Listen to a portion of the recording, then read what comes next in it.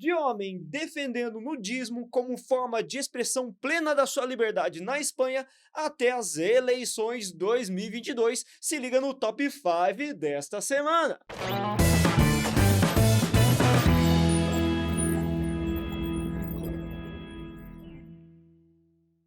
Fala, gente linda, beleza? Japa da redação aqui trazendo novidades que abalaram o Brasil nesta semana. Fala aqui principalmente do pleito eleitoral de 2022.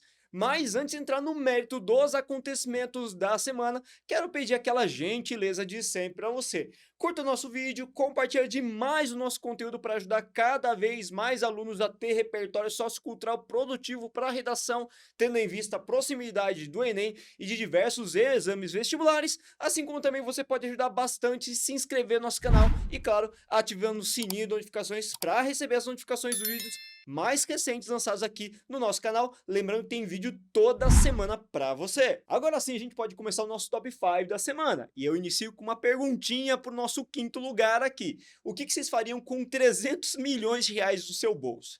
Cara, é muita grana, eu não faço a mínima ideia do que eu faria. Primeiramente, eu pensaria em esconder, viajar para outro lugar, abandonar tudo que eu tenho. Não sei, não faço ideia mesmo. Por que eu faço pergunta para vocês? No último sábado, no dia 1º de outubro, nós tivemos o maior prêmio histórico da Mega Sena em apostas regulares, que rendeu ao vencedor cerca de 317 milhões de reais, que depositados na poupança renderiam cerca de 2,1 milhões de reais. Cara, é muito dinheiro para você gastar à vontade. Mas esse prêmio, tadinho, né, foi dividido em dois, porque houve apenas dois apostadores vencedores, dividindo o prêmio em 158 milhões de reais.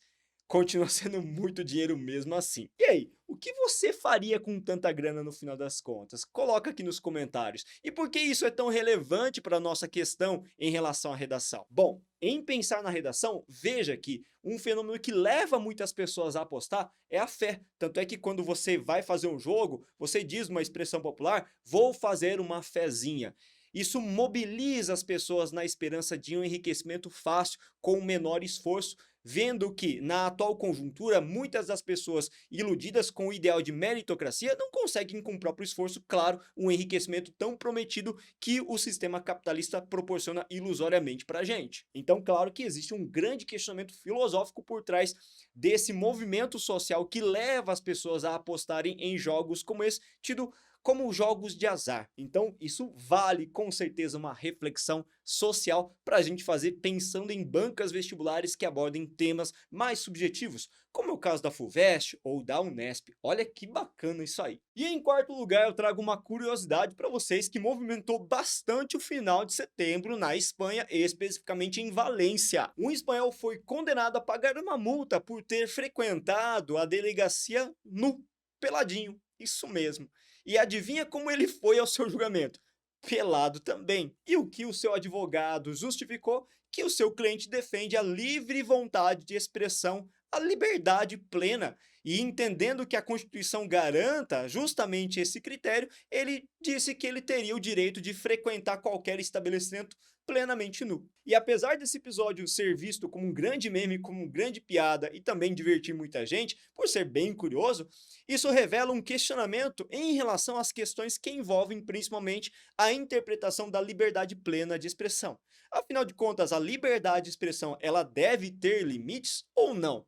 A liberdade, ela deve ser outorgada a todo e qualquer indivíduo e interpretada subjetivamente por cada um de nós? Veja que esse questionamento é extremamente pertinente na atual conjuntura quando se fala também na abordagem da redação. Então se liga nessa temática aí. E em terceiro lugar, vamos falar especificamente do acontecimento que marcou bastante o final de semana no Brasil. Fala aqui das eleições ocorridas no dia 2 de outubro. Só que calma, fica sentadinho na sua cadeira e se acalme, porque o objetivo deste conteúdo não é se posicionar politicamente, e sim trazer números e estatísticas para que você possa entender o cenário das questões que envolveram o processo eleitoral no Brasil. Segundo dados do TSE, Tribunal Superior Eleitoral, o total de eleitores no Brasil somou cerca de 147 milhões de brasileiros, e a abstenção foi de em torno de 23%. Um número absoluto de 34 milhões de brasileiros que não compareceram às urnas ou justificaram.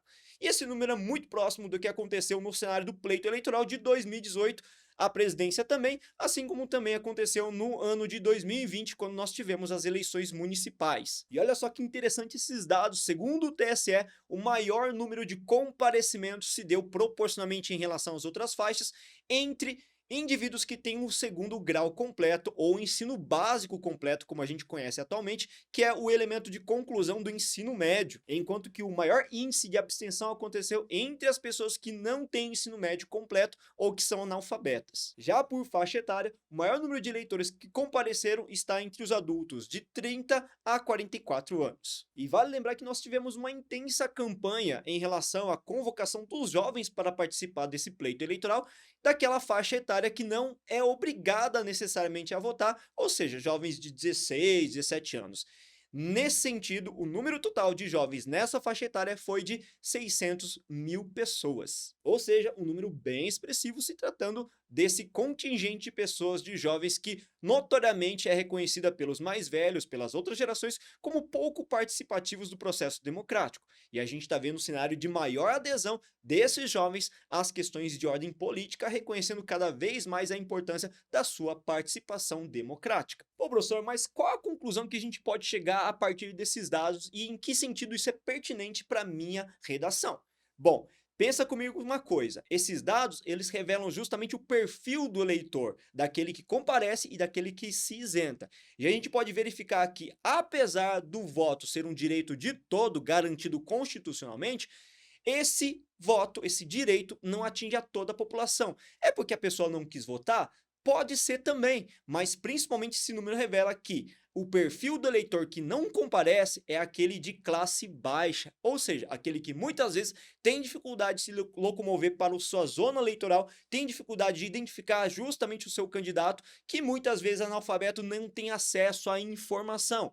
Resultado, infelizmente, ainda essa categoria social, esse nicho, está subrepresentado quando se fala na questão do voto, na questão da Câmara dos Deputados, por exemplo. Então veja que quando se fala em eleição, apesar de todo esse perfil democrático que ela adquire, ainda não é um direito garantido a todo cidadão. Veja que temática interessante para cair numa prova de repente, olha que da hora. E o que mais marcou essas eleições principalmente? A gente se deparou com várias situações de muita tensão. Vocês perceberam essa tensão no ar, né? Seja de direita, esquerda, centro, você percebeu que a cada atualização da contagem de votos tinha muita gente acompanhando esse fato. Isso marcou bastante os churrascos e as reuniões familiares de domingo de maneira muito curiosa. E uma coisa é certa, no dia 30 a gente vai voltar às urnas aqui em São Paulo, tanto para eleger governador como presidente, com uma sensação de polarização política que acaba demarcando não só o cenário brasileiro, mas também uma tendência mundial. E além disso tudo, durante o decorrer dessas eleições, nós tivemos alguns registros também de violência.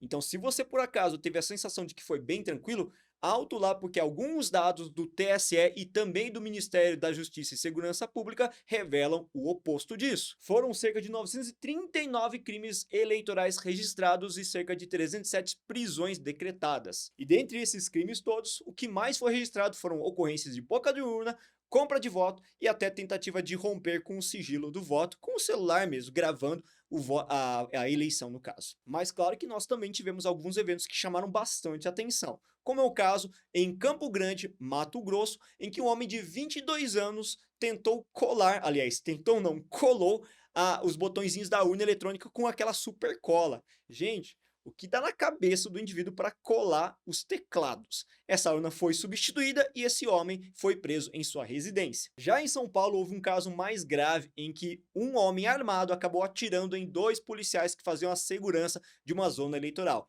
Até o presente momento, nós temos informações de que esses policiais eles foram hospitalizados, mas com certeza no momento da divulgação desse vídeo, lá pelo meio da semana, nós já teremos mais informações atualizadas e vocês com certeza terão acesso a essas informações pelos mais variados veículos de comunicação. E um último caso muito curioso aconteceu em Goiânia, em que o homem entrou na zona eleitoral, na sua cabine de votação, tirou um pau não sei de onde e começou a quebrar a urna eletrônica. Ele foi detido, claro, e a urna também substituída. Olha só o que dá na cabeça do cidadão para fazer isso. Gente, que loucura, né? Se vocês porventura souberem de mais algum caso curioso que aconteceu nesse pleito de 2022 que a gente não registrou, deixa aqui nos comentários, compartilhe o conteúdo com a gente para a gente também poder analisar essas situações todas. E em segundo lugar, falo de um tema que ainda envolve as eleições e de algo extremamente negativo que acaba afetando diretamente o processo democrático. Falo aqui da massiva e intempestiva disseminação de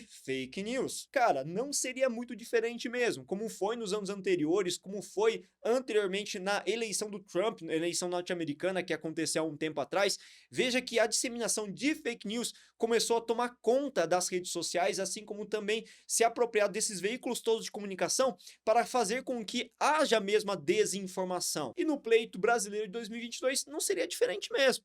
Veja que esse tema é extremamente pertinente para você confeccionar uma redação, além do que você tem que ficar atento porque pode incidir em outras disciplinas também. E infelizmente os órgãos sérios de fiscalização, como são os órgãos estatais, assim como alguns jornais de alta circulação, não conseguem dar conta de averiguar, aferir cada informação para tentar modificar esse cenário. Portanto, essas informações, que são as fake news, acabam sendo disseminados em ampla escala e o termo que a gente usa popularmente para definir isso é a viralização da informação. Só para você ter uma ideia dos absurdos que rolaram, nós tivemos um vídeo fake de um taxista levando uma urna eletrônica até a zona eleitoral, assim como também a informação de que eleitores de Lula e Bolsonaro deveriam votar em dias diferentes. E num levantamento feito pela Havas em 2020 a respeito das informações sobre a Covid-19, olha só que interessante esse dado, 9 em cada 10 brasileiros entrevistados afirmaram que receberam algum tipo de notícia falsa sobre a Covid-19. Cara, é muita coisa. Se você for pensar em confiar em uma notícia a cada 10%, gente, é realmente um bombardeio de fake news que desinforma a gente e faz com que a gente não acredite mais em nada no final das contas. Mas, professor, por que será que as notícias falsas elas se disseminam com uma velocidade muito maior e viralizam e as informações que são corretas não? Para responder a isso, eu trouxe um repertório que é confeccionado a partir dos estudos feitos na UFMG pelo professor Yuri Castelfranchi. Eu acho que pronunciei certo. Segundo ele, as notícias falsas acabam despertando no espectador uma espécie de gatilho emocional de pânico, de frustração, desespero, que faz com que a pessoa neutralize mesmo a capacidade racional e a primeira coisa que ele faz é fazer o quê? Divulgar essa notícia massivamente para o maior número de pessoas possível. E olha o que eu achei para vocês, uma informação bem bacana para você utilizar como repertório para acrescentar esse fenômeno das fake news. Segundo o psicólogo Peter Watson, em 1960 ele cunhou o termo viés de confirmação. Já ouviu falar dessa expressão? Ele diz respeito a um processo em que as pessoas subjetivamente procuram informações que casem com as suas ideias, com seus objetivos, com seus pensamentos e com seus valores ideológicos. Dessa forma, ele neutraliza qualquer tipo de informação contrária que você encontra. E aí, quando você se depara com uma fake que identifica o seu viés de pensamento, você acaba disseminando aquela ideia e rejeita qualquer outro tipo de informação mais séria que poderia fazer com que você confirmasse a veracidade ou não daquele dado. Olha que interessante então como funciona o nosso cérebro na aceitação ou negação das informações de acordo com o nosso olhar, com os nossos valores, com as nossas percepções. Então se liga que esse tema é muito quente. E em primeiríssimo lugar, falo de um assunto também voltado às eleições, mas que repercutiu significativamente nas redes sociais e que foi alvo de muita discussão e está sendo ainda. Falo aqui da discrepância encontrada entre os resultados dados pelo pleito eleitoral de fato em relação às pesquisas de opinião. Só que antes de entrar no mérito desse assunto, quero perguntar uma coisa séria para ti. Por acaso você está treinando para redação? Veja que falta apenas 5 semanas para que você possa fazer o Enem. Então, se você por acaso ainda não está se preparando, ainda está com dúvida em relação a que metodologia escolher para treinar a sua redação, então se liga, faço um convite para você conhecer um pouco melhor da nossa plataforma de correção, a Corrija-me, a melhor plataforma de correção do Brasil. Ô, professor, mas por que vocês são a melhor plataforma de correção de redação do Brasil na atualidade? Porque nós alinhamos justamente uma metodologia a partir de um referencial que é teórico e prático. Na teoria, você conta com inúmeras videoaulas distribuídas em diversos cursos de acordo com o seu nível de aprendizado e também de acordo com seus interesses em bancas específicas. Se por acaso você quer estudar só e somente para o Enem, nós temos um curso voltado única e exclusivamente para o Enem. Se você quiser FUVEST, então nós temos esse curso para você. Agora, se você quiser aprimorar a gramática para melhorar também os aspectos redacionais, nós temos o curso de gramática prática associada ao uso na redação. Agora, em relação à prática, nós contamos com uma plataforma que permite você enviar sua redação de duas formas distintas, ou digitando na nossa própria plataforma ou manuscrevendo e tirando uma foto que vai ser enviada para os nossos corretores. E esses corretores vão se prontificar a fazer uma correção detalhada, pormenorizada, personalizada para você de acordo com os critérios daquela banca. Dessa forma, você aprende de maneira gradual, alinhando a teoria e a prática. E é por isso que eu convido vocês a conhecer um pouquinho mais do nosso trabalho. Quer acessar Corrige-me? Quer ficar por dentro dos conteúdos de redação? Quer melhorar cada vez mais a produção textual e garantir o seu 900 mais no Enem? Então, faz o seguinte, acesse a nossa plataforma pelo link que está na descrição desse vídeo e vem fazer parte dessa grande família de vencedores. Agora sim, a gente pode ir para o nosso assunto top 1 da semana, sobre a discrepância encontrada entre as pesquisas de opinião realizadas às vésperas da eleição e o resultado de fato das eleições presidenciais e também algumas outras situações adversas. Editor, sobe para mim esse levantamento feito pela CNN. Veja aí alguns dados comparativos antes do final do pleito eleitoral, com algumas informações trazidas por algumas instituições de pesquisa. Você pode ver que o IPEC e Datafolha apresentaram uma discrepância extremamente significativa para muito além da margem de erro de 2%. Foram 14% de diferença desses dois órgãos em relação às conferências feitas às vésperas do pleito eleitoral de 2022. Em relação à discrepância total mesmo, veja que foi de 4,5 arredondando aí, né? E o melhor órgão que avaliou com maior precisão aí, em relação a essa diferenciação toda, foi justamente o Paraná Pesquisas, lá que constatou uma diferença de 7,10% entre os dois candidatos. Aí vem uma questão muito importante que eu quero abordar com vocês, sobre uma possível temática de redação que envolve um questionamento. Afinal de contas, as pesquisas de opinião, elas são válidas para de fato aferir a situação em que um candidato se encontra de acordo com as escolhas que o eleitor vai fazer? Será que as pesquisas de opinião realmente retratam a real conjuntura da visão dos eleitores? E, melhor, será que as pesquisas de fato elas são confiáveis? Veja que todos esses levantamentos eu estou deixando para você responder, para deixar aquela grande dúvida e você colocar nos comentários também. Claro que isso pode servir para você como uma inspiração para buscar repertório também para fazer o quê? Treinar uma redação motivada por essa temática que é tão pertinente assim também. Calma, não vá embora ainda que vocês não podem perder o extra da semana. E o extra desta semana tem a ver também com eleições. Só que dessa vez, uma alçada um pouco mais divertida, a gente vai mostrar aqui alguns candidatos que foram grandes apostas dos partidos para serem puxadores de votos, mas não conseguiram a realização